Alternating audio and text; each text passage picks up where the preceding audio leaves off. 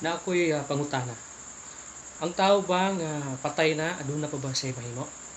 Panuna niya na, pangutana usa ko sa inyo. Kanimo nga nagtan-aw motuo ba ka og Biblia? Kay kung ikaw motuo og Biblia, paminawa usab ka kini kay kini alang kanimo. Nabalikan nato, aduna ba'y mahimo ang tao kung patay na? Ang tubag wala na siya mahimo. Buot na ako nga sabton nimo kini tungod kay daghan sa mga tao nagunahuna na bisan patay na ang tao aduna pa siya mahimo. Pinaagi sa mga minahal niya sa kinabuhi na nahibilin nga mo decide unya kung asa siya paingon. Pero sultihan ko ikaw nga ang pulong sa Ginoo nga makita nato sa Hebrehanon kapitulo 9 bersikulo 27 nga nag-ingon ang tao mamatay makausa ug human ni ana paghukom. So wala na tay mahimo.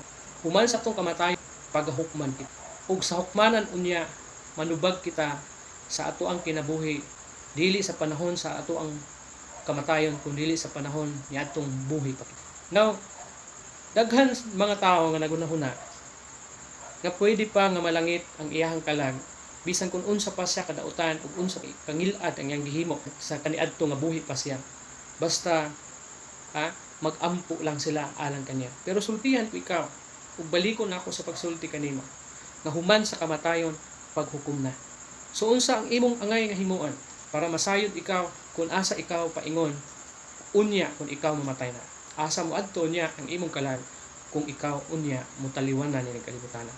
Kini ang angay nimong masayaran. Samtang buhi pa ikaw, siguraduha na ikaw mismo ang nagadhimo o muhimo og desisyon sa imuhang kaugalingon o sa imuhang kinabuhi kung asa ikaw paingon kung mamatay ka na. Na mangutana ka, siguro dili pa nako mahibal-an karon kung asa ko paingon kay buhi pa man ko. Pero tingali mahibaluan nako na kung patay na ko.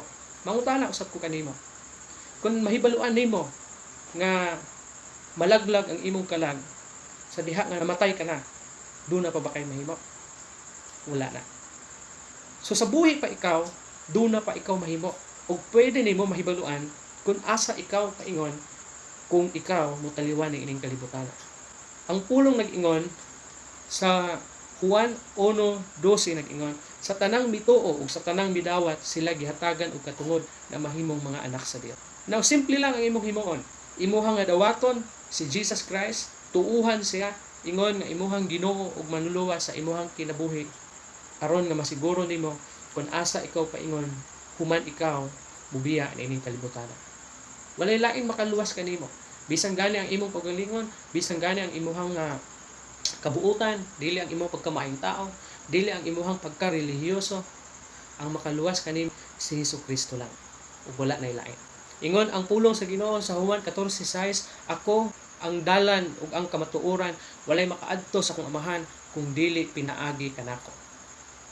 So si Jesus lang gyud ang bugtong pamaagi aron ikaw muadto og langit. Gihigugma ka sa Ginoo iso. Ang Juan 3:16 nag-ingon siya, kay gihigugma sa Dios ang kalibutan ug tungod ni ana gihatag niya ang iyang bugtong anak aron ang tanan nga mutuo dili gayud mamatay kun dili makabaton og kinabuhing dayon.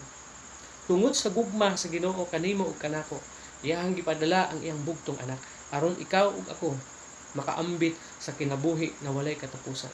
So nganong didto pa man nimo sayron kung human ka na mamatay? Nga diin wala ka nay mahimo. Anong dili man nimo sulayan nga samtang buhi pa ka, imuhang siguradohon ang imuhang destination, ang destination sa imong kalag kung ikaw mamatay. Sa kinabuhi nato karon, labi na sa kahimtang nato karon, dili na sigurado, walay sigurado. Tingali, buhi pa ka, maginhawa pa ka karon. Pero unsay mahitabo, ugma, sunod adlaw, sunod tuig, dili sigurado ang tanan. Pero kung muduol ka sa Ginoo, musalig ka sa Ginoo, masigurado nimo, nabiyaan man nimo kini kinabuhian ng kalibutan. Muatubang ikaw sa imong manluluwas. Ingon pa ang pulong sa Ginoo, atong lawas mubalik sa yuta. Ang ato ang espiritu mupauli sa Ginoo ug ang atong kalag muatubang sa hukmanan. Ug kana ang dapat nimong pangandaman. Na unya kung ikaw matubang sa hukmanan, dili mahikaplagan na guilty ka sa silot sa kamatayon ug kini nga kamatayon espirituhanon na kamatayon. Kana lang og daghan kayong salamat. sa imuhang pagpaminaw o sa pagtanaw.